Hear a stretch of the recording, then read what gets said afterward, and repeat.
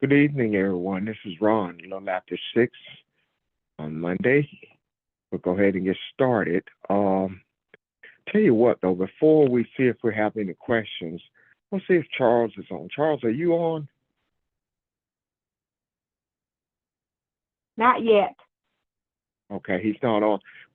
Charles had a question on yesterday, and we reached one of those points where we were uh,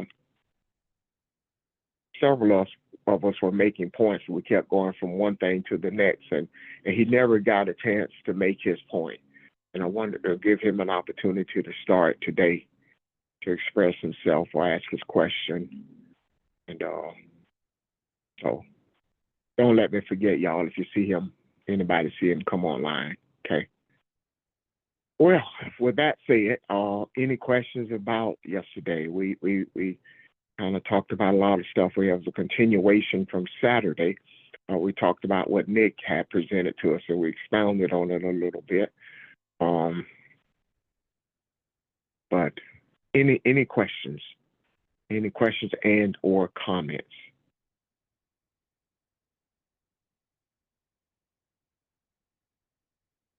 Okay. Any questions about anything else?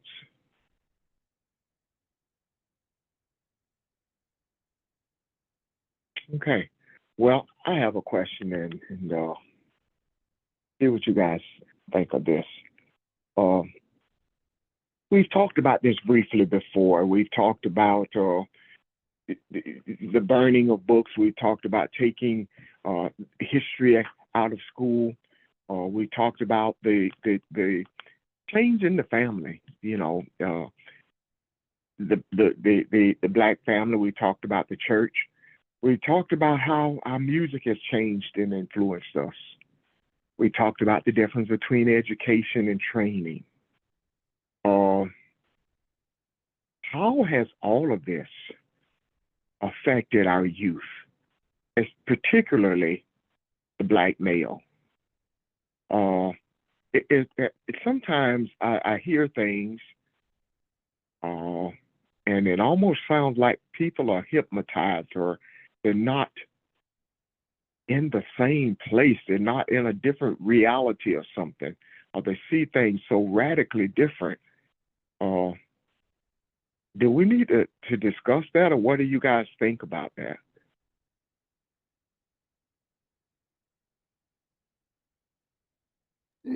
I think we need to discuss it. Can you give an example, Okay. Ron? Well, just for one thing, just I was talking with Kathy about looking at how the black men are 30 to 40, maybe 30, 25 to 30, 40 range, just have this fixation with Trump. Uh, and I don't know. I see that as a mindset thing, not just on politics, but being rooted in something much deeper than that. And I just don't know what it means. I just kind of weird to me. My sister May I mentioned add to something that, like that Ron? too, but yes, ma'am. In describing what you're describing, one of the things that I've heard George say that this generation of black males, that age range that you mentioned, have no intentions of voting for Kamala, which that is their prerogative, and I've heard him say that many times. But the other night I was watching Joy Reid. She was not on. I think Jason Johnson, who was a professor at one of the universities, was co-hosting for her, and he had black males on there. And they were really angry because President Obama had told them that they needed to vote in their own self-interest and not vote for Trump. And they were angry, saying that how dare he, in other words, tell them how to vote. And what he needed to understand was that they themselves didn't even vote for him. And hearing George said on the line was one thing, but seeing the anger behind it, I never knew they were so angry. So it caused me to question, what are you angry about and with whom? Are you angry at the African mother? Are you angry at feminine energy? Are you angry at yourselves? And what is happening that makes you feel like you have a reason to be angry and that you cannot vote in your own interest for someone who is saying, I'm going to do a lot? Well, I even heard someone else say, well, she's not talking to us and saying what our needs are. And that led me to wonder, okay, well, what are your needs? Then let's verbalize this. Let's have a conversation about this and get an understanding. Because what I didn't understand and had not realized was happening is not just a decision not to vote. It is, or not to vote for Kamala. It is a deep-seated anger behind that, and I don't understand the anger. I think I do. Thank you, Kat.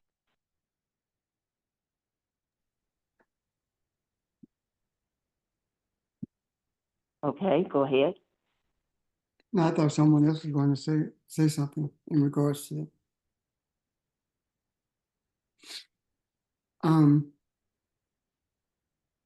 It all starts with race music. Race music was the music that came out of the African community in America, whether it was the blues or whether it was classical, it didn't matter. And race music became a favorite interest to white people. So it was changed from race music to rhythm and blues. And the reason it was changed to rhythm and blues is because they wanted to erase the stigma of race. However, rhythm and blues meant something. The rhythm side of the record was the fast side of the record. And the blues side was the slow side of the record. And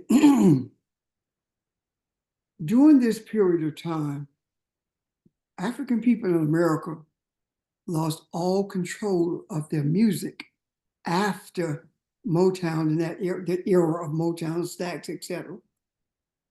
Lost all control of the music. And something was introduced that was called disco. Disco was a French word that described rhythm and blues.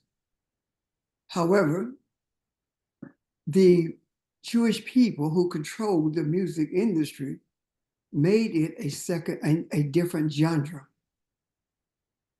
And the discotheque also is a French word that means a library of music.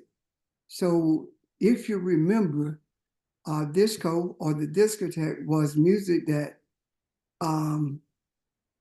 was put on the big screen with the starting John Travolta. Remember that? And that's when the control was lost. And an effort was made to gain control of our music. But the efforts that were made to regain that control was rap music. And in the beginning of rap music, it was talking about the problems in the African community in America. And the discs that they were recorded on were being sold from the cars. So those who were in charge of the music industry, who are the Jews, begun to pay them off with the promise of making them wealthy. And what started from that point is the type of music that they began to record from the rappers. The only type they really wanted was the type of the lyrics that talked about whores and bitches when it came to the African females, and talked about multiple sexual partners and all the other things in regards to that. And from that point forward, we had no control of the music or the lyrics in the music. And when there were people who looked like us who began to set up their own record companies, they had bought so deeply into what they had been given by Caucasians, they too perpetuated the same lyrics that were there. And from these lyrics came a different mindset when it came to the African females in our communities. And with that mindset change, and with the by identifying our women in a very negative way and saying that they were gold diggers, which came from Caucasians. They were gold diggers and always were trying to get something from a man. That created division and dissension between male and female in the community. And in order to make that that separation even deeper, what they actually did was begun to arrest Black males at younger ages and charge them with felonies, imprison them, and then after they exited the prison, they were not able to get jobs. They were not able to live with their parents, and having been in prison until they matured to manhood, they had no idea as to how to relate to the opposite sex. And the continuation of those lyrics stuck with them.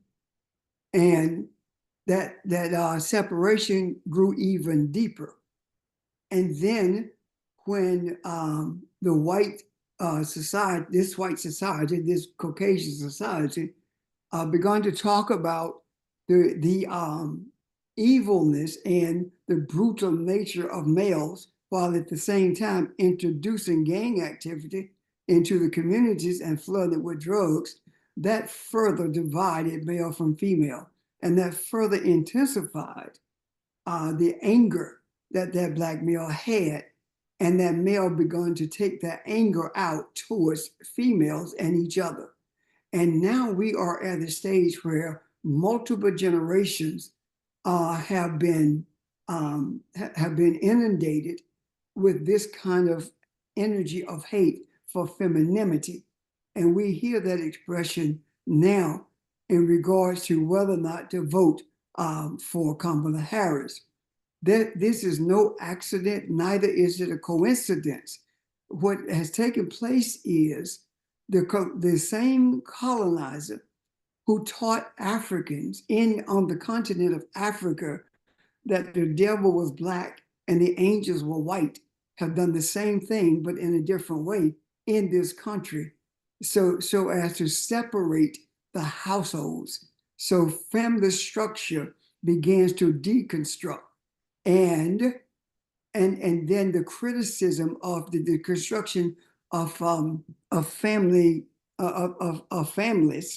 is now put on the shoulder of a male who is deemed to be no good, and a female who they say feels like she doesn't need a man. That's been sold into our community, and we did absolutely nothing to mitigate that.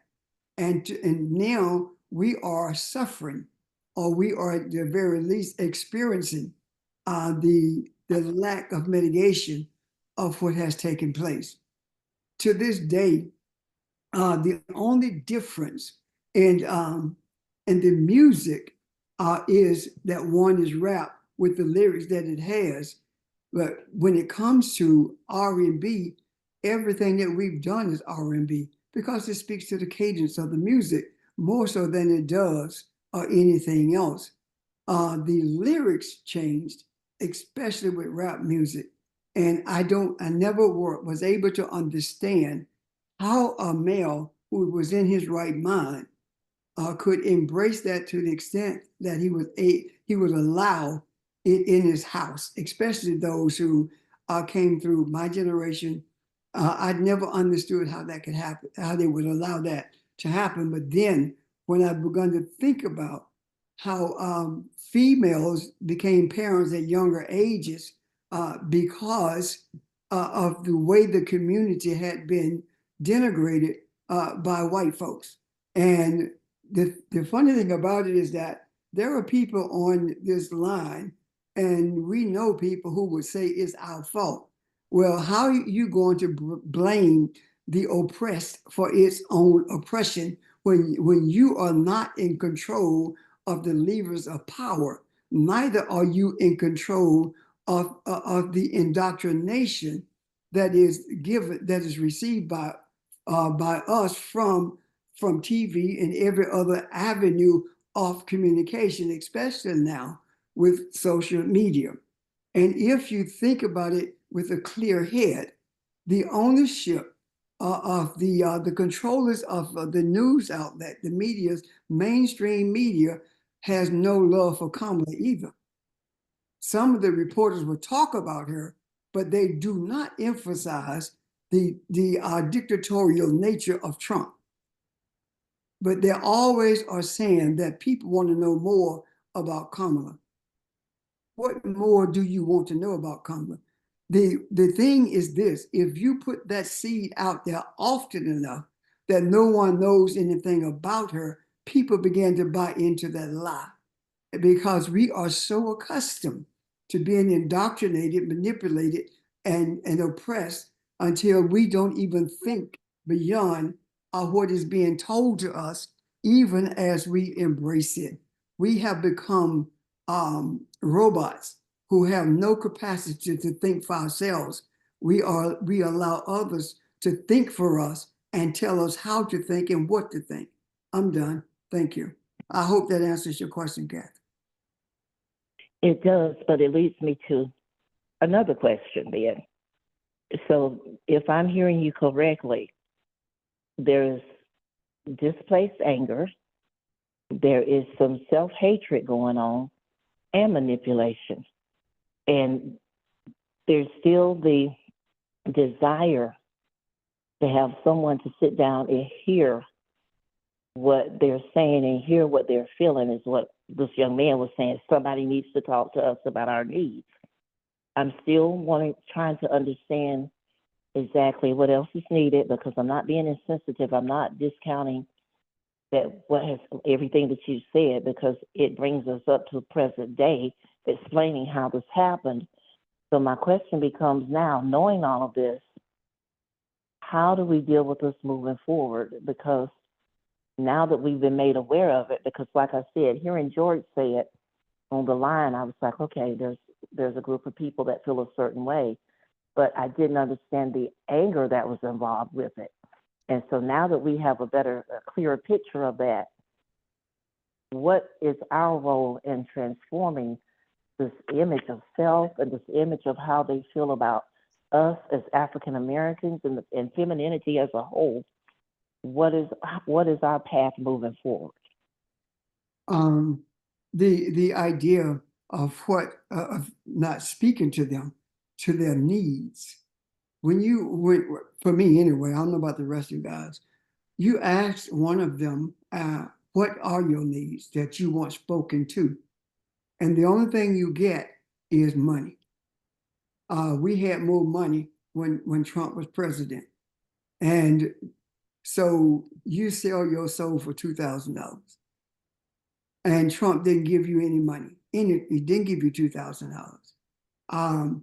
Trump is a nationalist, and Kamala is a part of the Democratic establishment, black males say. And the Democratic establishment is an international establishment whose main purpose is to continually oppress people who look like me, African males are saying. But Trump is a nationalist. And to me, that is spoken from an uneducated mind. I mean it in terms of African education, meaning that being led out of ignorance, because they don't know what a nationalist is in regards to Trump. A Christian nationalist who is also an international nationalist, who is not only seeking to oppress, but to remove anybody from the country who they cannot use as servants. people of color, that is. Now, what do we do with this going forward? How do we deal with it going forward? We recognize the symptoms of the illness, and we deal with the illness the same way that we have dealt with all the other illnesses in this society. Am I concerned? I am concerned to the extent that it angers me. However, I do believe that the universe has made a decision as to who is going to win this election. And with all the obstacles that are being placed in her pathway, I have not wavered and shall not waver from the belief that she is the president of this country. And because of that, we will begin to see healing taking place. Right now, under 30 does not think for themselves, especially Black males, because Black males all have been taught by white people who control the music that all of them are supposed to be rich. And they truly believe that they can be wealthy like Donald Trump, or they can have the money that Jay-Z has. That's their attitude, and that they believe that they can be as wealthy as Michael Jordan because of basketball, some sport, but they don't really give any thought to how the corporate world works.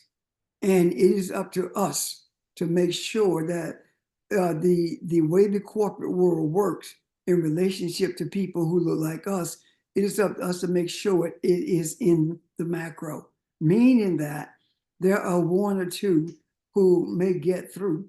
There are a handful who may even be a billionaire. But the question is, at what price? What price were they willing to pay to get to where they are? And what are they doing in order to enhance the African community? As far as I see, the billionaires who look like us are doing very little to improve the communities of the African, which means to me that communities will not be improved by the amount of money that you make. The improvement comes from an understanding of who you are. And when you begin to embrace the reality of the uniqueness that you are in this earth, and the inherent power that you have been given for the enhancement of mankind, it is at that point that the journey of your life changes. And yet, and I repeat again, it is incumbent upon us to make sure that all of this is in the macro so that they will have something to draw from. Questions, comments, Kathy, is that a proper response to what you were asking? Yes, thank you so much. You're welcome. Thank you. Are there any questions or comments about anything that was said earlier? Yeah, good evening, everyone. This is George GC out of Philly. And Pastor, in terms of what you were relating to, in terms of Kathy's question, what can we do?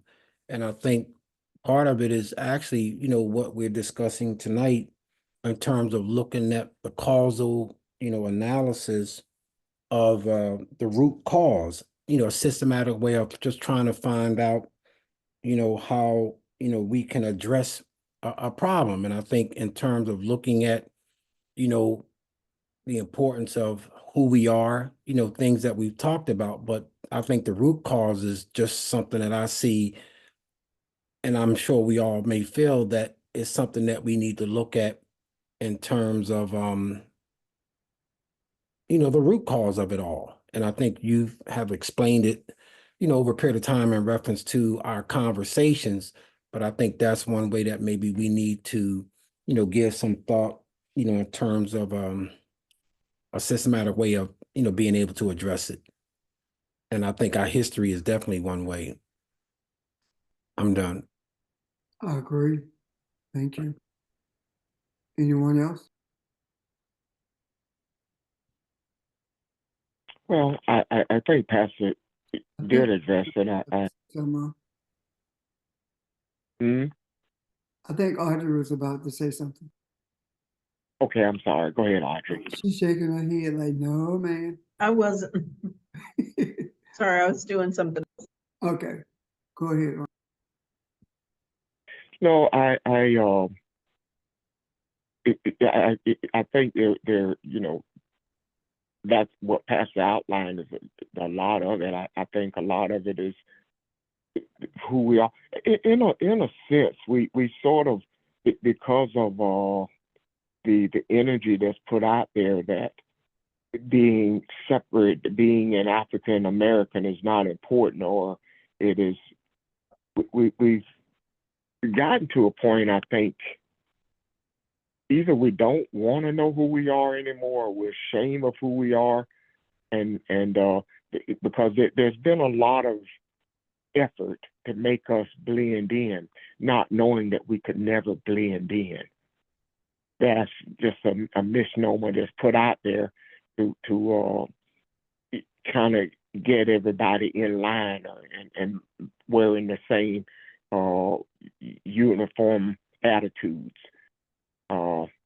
But just looking at us, and like I said, the things in school, and even we've talked about how Black boys are treated in schools, starting in elementary, and all those things. I bring it up because something that the pastor said, this needs to be put in the macro, and you know that just even again, that's been explained, but the family structure, a lot of that, our identity is being threatened, and people are coming up with the belief that I don't need history, I don't need the ancestors, I don't need the experiences that you've had, and we can do this on our own, and they're thinking that inclusion only means those that are seeking to be educated and make a lot of money. It doesn't include being African is not important anymore, and that, you know, just the threatening to me of the identity of who we are is something I just want to make sure that we talk about as well. I think people are ashamed of it. Or Ron, Ron, I have a question. How are you? is it on what he was talking about? Because I want to address the shame part. Yes. Go ahead. Well, I was going to ask, and going back to what Ron's saying, our identity, is it because we don't know our self-worth, or we don't know who we are, and all these material things so people could, so it's like we saying, look at me, I am a man, I am a woman. Is that, you think that has something to do with that as well? I think Ron's question covers that as well, Evan. Yeah. You cannot know who, you cannot believe that you're a man if you've been taught that you're not, and you hold on to that. If you don't know who you are, that's why you're ashamed of who you are, because you don't know who you are. And this idea of being ashamed of who you are is being perpetuated by us. Boy, you need to comb your hair. Why are you going to work with cornrows? Why is it that you're going natural? You need to straighten your hair. Why do we do that? Because we've been made ashamed, to be ashamed of it. The shame did not start in this country. It started in Africa. When white people came to Africa, it started there, and it continued. It wasn't that we were sat down and told that you got a wide nose and your skin is dark and you got nappy ass hair, so you ain't nobody. We weren't told that. We were sat down. No, and we hard on each other too, Pastor Jay. Well, I'm not talking about us yet. Okay. Okay. They didn't sit us down and tell us that. They sat us down and told us Jesus is the way. And they sat us down and told us that all angels are white. And they told us that the devil is black and everything that's African is evil. You got black magic. Your voodoo is easy. Your doctors are witch doctors, and witchcraft is of the devil. Those are the kinds of things that were told to us before we were forced to get on the boat. And if we refused to accept it, we were brutally beaten or killed. When we got to this country, it continued. And the most dangerous thing, well, the most effective thing, I should say, the most effective thing to cause us to be ashamed of who we are was the Christian church. Christianity was the most deadly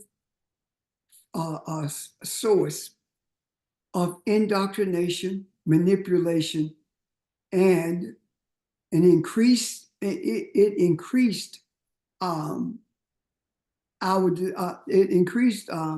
our belief in that we were the devils of the earth because we had witch doctors, and anyone who did not worship Jesus was going to hell. And we were told that you're nappy-headed. That nappy-headed comment came because white people had straight hair, and the first chance that black females got, they began to straighten their hair, and we began to change into a culture that was foreign to us, and we tried to embrace a culture that never included us, a non-existent culture that we tried to embrace. Why? I'll tell you in a minute why I call it non-existent. We tried to be whiter than white folks. And as a result of that, we became just as racist as white folk in the way we talked about each other and the way we talked to each other. And it still exists to this day. Every time you think about good hair, you're speaking racism. Every time that you think that someone with thick lips is ugly, you're thinking racism. You're buying into colonialism. You're buying into a belief system that causes, that results rather in self-hatred. Self-hatred comes because you embrace something that you're not. If your standard for beauty is a European female or European male, then your self-hatred comes when you look at yourself and you don't look like that. You hate the way you look because you can't look white. That's self-hatred. And the reason I say a non-existent culture is because a culture is indicative of a culture rather has as its foundation socio-economic, spiritual belief systems. There was no belief system with Europeans, and with Europeans, there was no technological advancements at all. Everything in this country that we use as a convenience had its genesis with somebody who looked like us. Yes, Caucasians built on the original invention, even the lawnmower with the motor came from an African man named Burr. Everything that we have. So culturally, Caucasians, especially in Europe, with the Europeans in this country have appropriated the culture of the African and made every effort to convince the African that he does not have culture. And the only thing that they left as culture for an African was music, when it's far more in the community than just music. The culture consists of family as well. And so when we talk about, mention, Evelyn, how hard we are on each other, it is because that's all we know. We've been taught that all of our lives. I remember clearly how the Black Panther Party provided healthcare centers in the Black community. They provided lunches They provided breakfast for kids in school. They provided food and for communities whose families could not feed themselves. They provided groceries for them. And as a result of that, the US government saw that there was a type of unity beginning to take root.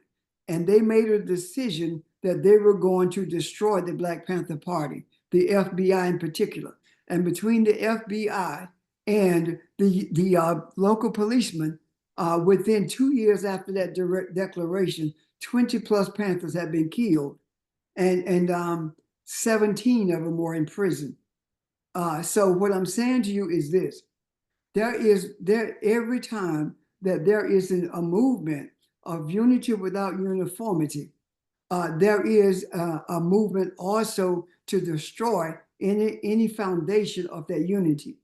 The difference between unity and uniformity is uniformity means that we dress alike, we look alike, everything we do alike. Unity means that we are headed in the same direction, even though we might be thinking differently. But our goal is to come together as one. And that is the greatest fear of white people worldwide, that we are going to unify.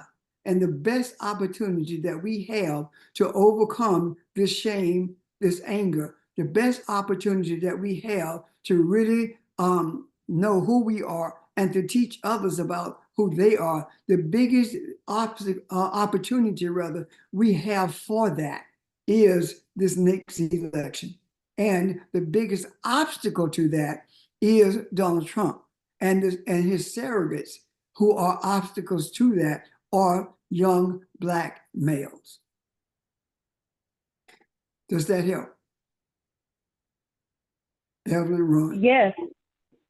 Yes, sir. Thank you. You're welcome. We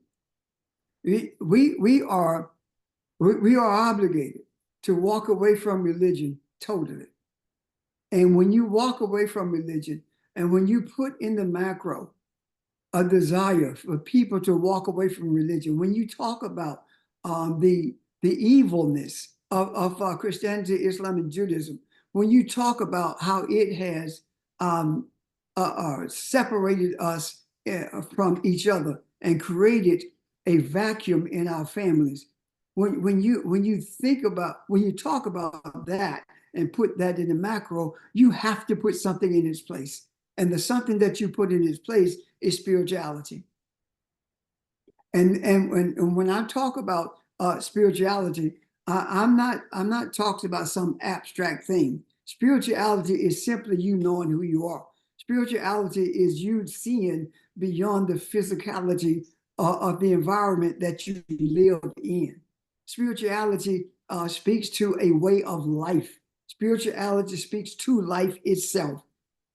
You don't have to learn or be able to recite the principles of Mayat. Simply live righteously, meaning that you know right from wrong. It meaning that you know how you should be treating each other. If you thought that you were right in the way you treated people, you wouldn't be lying about how you treat people. If you thought that you were right in how you treated people, you would be concerned about something happening to you if you harmed someone physically or if you took advantage of someone. You know right from wrong. The question is, are you willing to live according to the essence of your being? Or are you seeking to live a double life, a life that's acceptable in a culture, in a society rather, that is cultureless, in a society where you are the oppressed, in a society where you are looked at as being less than? Are you willing to continue to embrace that type of attitude about yourself? Or are you willing to search internally and see the essence of yourself? And when you see the essence of yourself, you see the need for you to become who you were created to be, for the express purpose of bringing into existence a type of balance that the earth has not experienced since it came under the thumb of oppression. And if you look at the energies around the world, what you will see is that whether it be South America, North America, whether it be Japan or China, all of these places were populated by Africans. And if you look into their history, you will see whether it be the Japanese, the Vietnamese, it doesn't matter who it is. If you look into the art of their histories in their cathedrals, you will see that for thousands of years, they have held on to the sculptures, they have held on to the images of the Africans who populated, the Africans who brought a civilization to those places, the Africans who taught men how to live, who taught men about spirituality. You will see that regardless of where you go. And as far as the Americas are concerned, 15, 20,000 years ago, Africans were here. Even if you read the diary of Columbus, Columbus described the people that he came in contact with as being Black. All of the explorers who came a few hundred years ago, a few thousand years ago, talk about what they encountered, or who they encountered rather. And every one of them had African features. So what am I saying to you? I am saying to you that the energy that we are bringing to bear in the macro is familiar energy around the world. So when we talk about putting it in the macro, this is an awakening for all of the energy in the world. The energy of a Kabbalah still exists all over the world. And the breakup, someone was talking to me about Africa being separated in terms of the landmass. Is that a type of separation that created the environment that we are currently in? And I agree wholeheartedly, yes, it is. But in order for the African to become who it was created to be, this had to take place. And now that we understand the necessity of it having to take place, we must also understand the necessity in us recognizing that that humanity is on the brink, and we are obligated to bring humanity to a place of balance, because we were brought into this earth for this express purpose. We must rise above materialism, and we must turn a deaf ear to all the empty promises that have been offered to us about how well off we can be if we play the game. This is not a game to be played. This is a life to be lived. This is an environment to be delivered from oppression, an environment to be delivered from the ignorance of self and the ignorance of how humanity is supposed to interact with each other. I'm done. Thank you very much, unless there are questions or comments.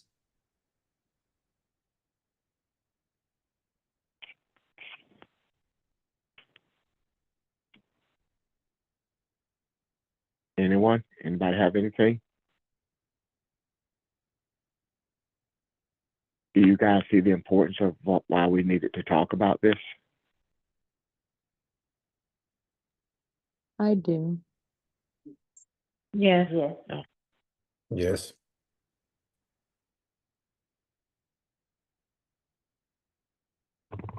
I agree all that he had said, and I believe what he said, because, I mean, you can see it. You can feel it.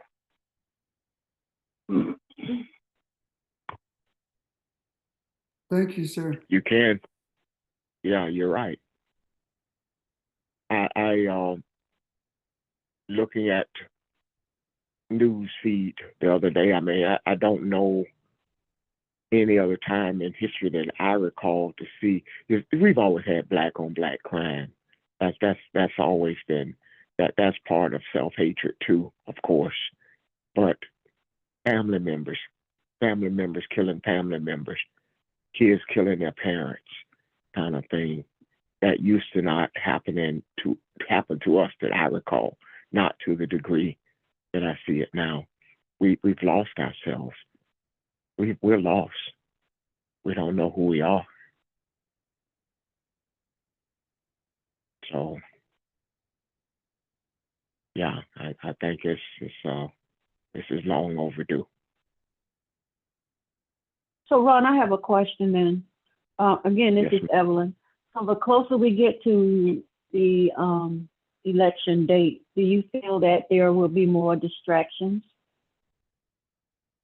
Yeah, there are more distractions. I think, and you guys correct me if I'm wrong, I truly believe, and this is, when I say this, it's almost like, who do you guys think you are? But I truly believe we've stirred up the pot. And all these things are surfacing so that they can be addressed. Yeah, a lot of stuff is happening the first anyway, but all the stuff that we're talking about now, all the stuff that we've talked about it and that Nick spoke of the last couple of days, where we talk about the energy of the universe, where we talk about the age of Aquarius, all these things have I think, have been stirred up by us. I don't think it's a coincidence. I think all those previous meetings we talked about, had and discussed things that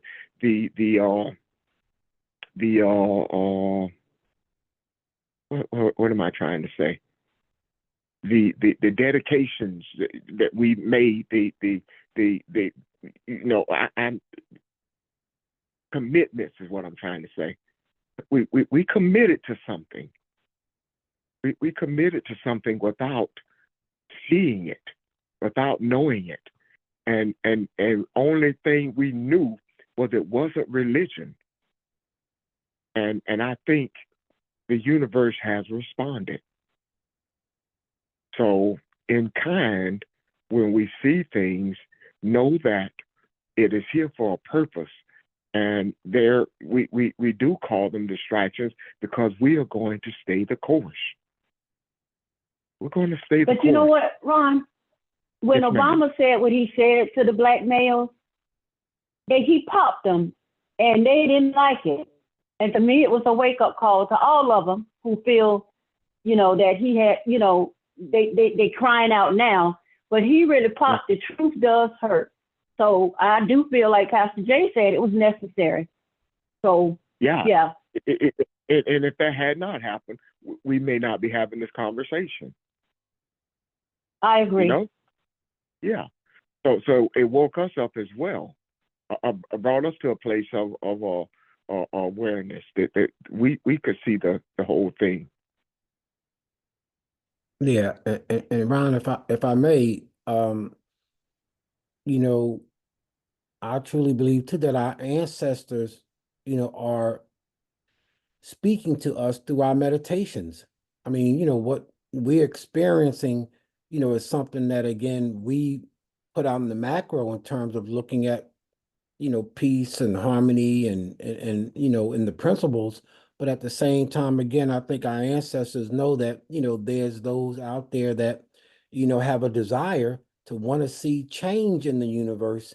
And we have to, again, continue to appreciate how our ancestors are speaking to us right now. And so hopefully, we can, be in that fervent meditation just to continually to know that we're seeking truth, thinking truth, and acting in our actions in terms of us making a difference in ourself and through our collective consciousness and action. So I think our ancestors are definitely feeling us, and I think we're feeling them in that way that we're putting it out there in the macro. I'm done. Thank you, George. And not only change, but to be who we were created to be. Be who we were created to be. Make this thing what it was created to be.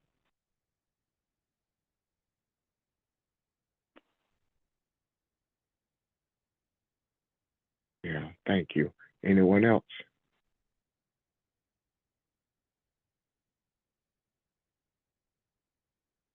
Okay. Chuckster, Charles, I don't want to put you on the spot, man, but yesterday we were talking and you had a question or a comment, and I don't know. I hope you remember it. And we were moving in different direction, or somebody bring up one point, another point, and we moved away from you, and we got off the line and forgot about you, and I apologize for that. But do you remember what you wanted to discuss yesterday, or what question you may have had? Yes, I want to discuss about the ancestors and the way I want to do it. You know, our great grandmother and grandmother, they was taught to know about the way the earth, the season of the earth, when to plant, when you go and gather everything. The weather patterns. They know the weather patterns better than these scientific things that you hear every day on TV, and they be right on the money. And they look at the star pattern. They know what's going to be happening, and they look at the moon, and they can tell you if they're going to, a lot of women or whatever, probably having babies at that time. I mean, our ancestors knew all this, but we don't step away from it and looking at all these computer things and all these gadgets to fill in for that. And it's not doing it. It's just giving you false revelation, giving you false teaching. Some days it may hit it, and some days it won't. Yeah. And so that's what I was getting at when George and Red was talking about that. Our ancestors is our only hope of getting back to the root of this earth, not the countries, not the cities, this earth. Yeah. And I have another question. Okay. Unless you got some say something on what I just spoke about, but I have another question. I just was looking at too, and it's coming from Luke 12. Hey, Charles, But, would you hold it for a second, please? Since you know yes, what sir. scripture you want. All right. There are two things I want to address here. First of all, ancestors. Our ancestors are more than our grandparents or the people within our biological line. Ancestors are energy forces, and they don't necessarily have to be someone you knew. Our ancestors started from the first time that someone transitioned 4 million years ago. That's the band of ancestors that we are one with, if we choose to be. And I have this thing about how I entertain, or how I bring into my presence, or not bring because they're already here, but recognize the presence of the ancestors. I do things. It's like a guess. Like I've told you about lighting the candles, but I do other things too. I do things to make it comforting. And the reason is because I want them to realize how much I reverence them and seek their wisdom and appreciate their presence in this earth, and appreciate how they have protected us even when we did not know we needed protection, and how they have guided us. They guide us no differently than they guided Harriet Tubman when she would stop and close her eyes and listen. It was the ancestors telling her which direction to take. That's what I'm talking about.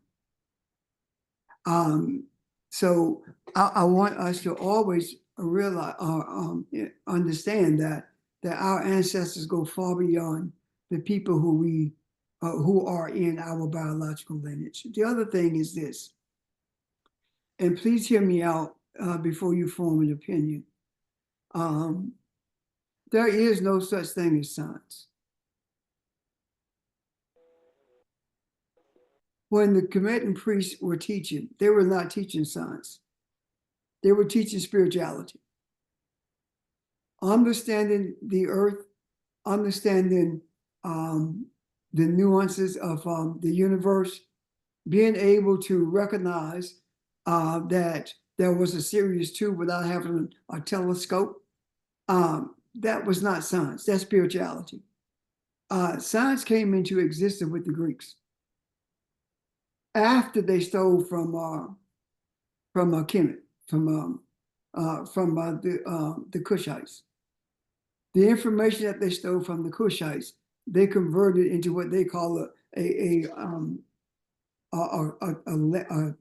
educational subject called science. Why is it that Newton and others needed instruments in order to map or make an attempt to map the universe when it was already done by the Kushites without that?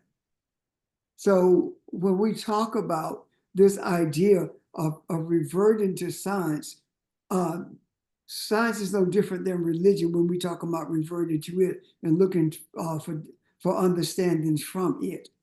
The understanding, the true understandings, the nature of truth is not science. The nature of truth is spirituality. And this thing that they call science is not creating anything.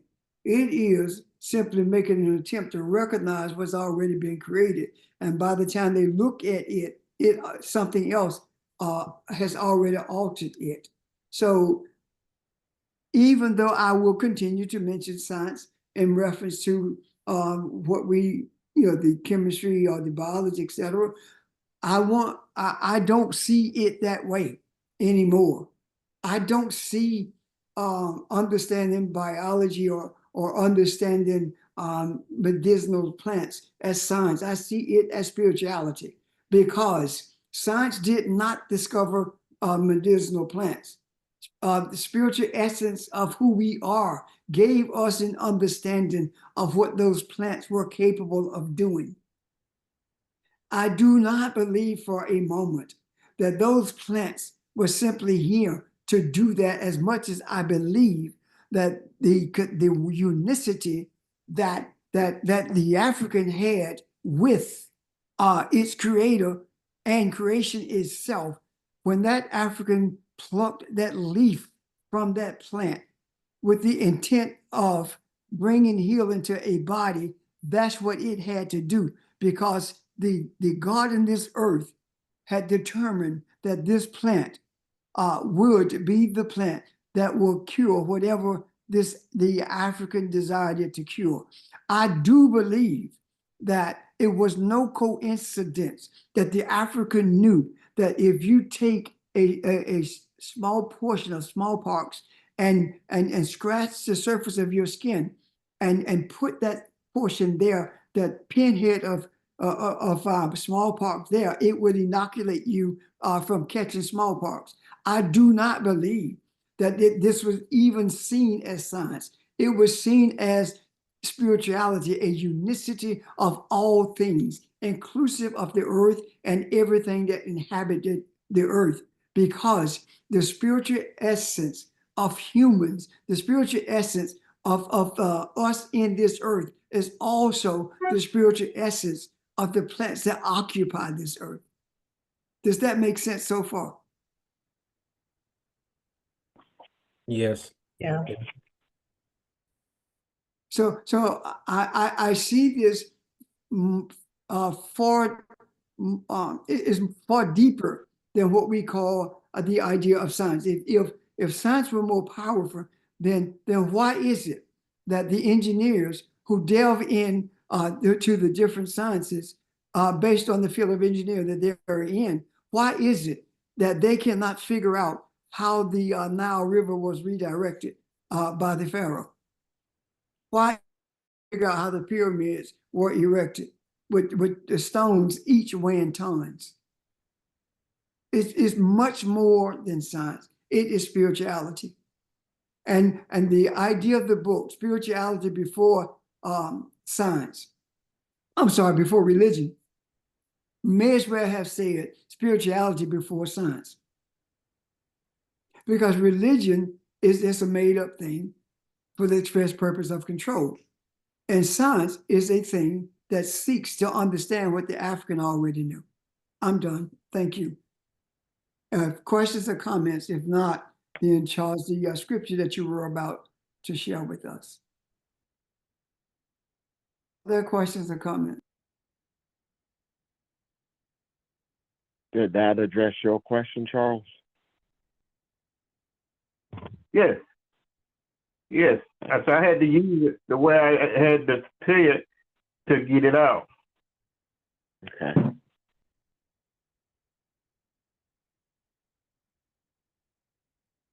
Did you Right. want to go back? Yes, sir. Do me a favor. It's probably best for you to read it. It's in Luke 12, 51 through, I'd say either 55 or 56. Luke 12, 56.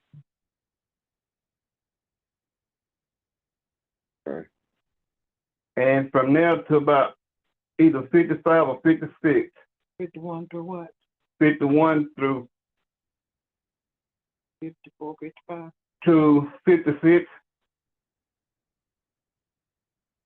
I hope I'm right with that. You may Okay, start if you got it. You got it. Okay.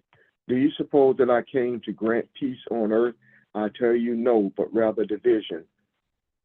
For from now on, 5 members in one household will be divided, 3 against 2 and 2 against 3.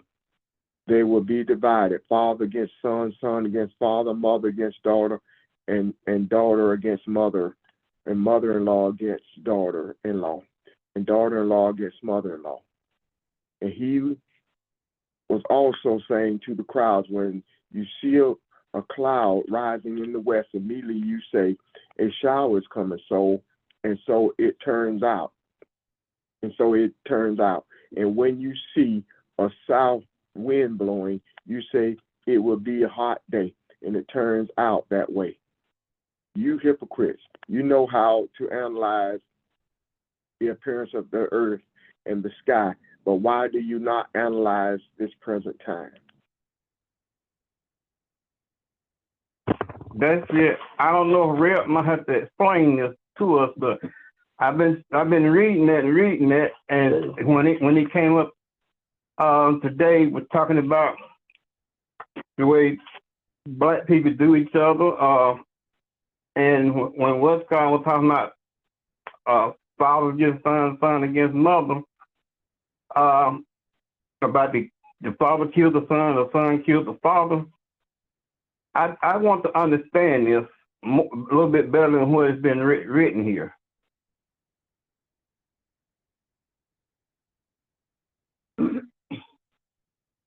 Let me ask the question.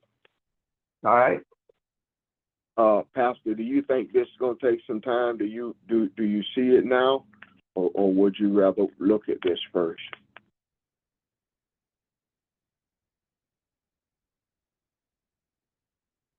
So sometimes it could be miswritten, or it could have been written for us to be, like I said, scared of it.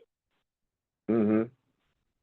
Or it could be written to let you know that if you know the thing, if you know the ways of the earth, and Yeah. you understand what I'm saying? Yeah. I would rather wait because, excuse me, I don't want to speak about it without having opportunity to truly look at it. And you probably got Good. more time. And that was, for those who may have missed it, it is Luke 12, 51 through 56.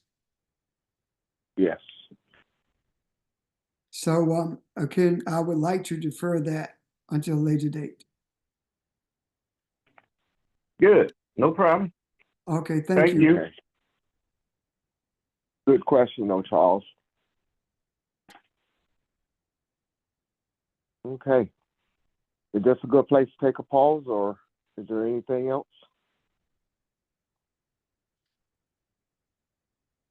All right, a good discussion.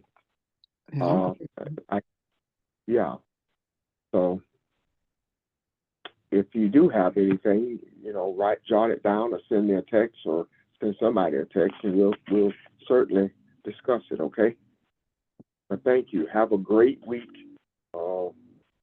Be safe, and look forward to seeing you Saturday. Okay, bye. Thank Have you. a great evening. Have a great week. Thank you, Bye. everyone. Bye, y'all. Thank Bye. you. Thanks. Bye, George. Thank you, Robert. Bye.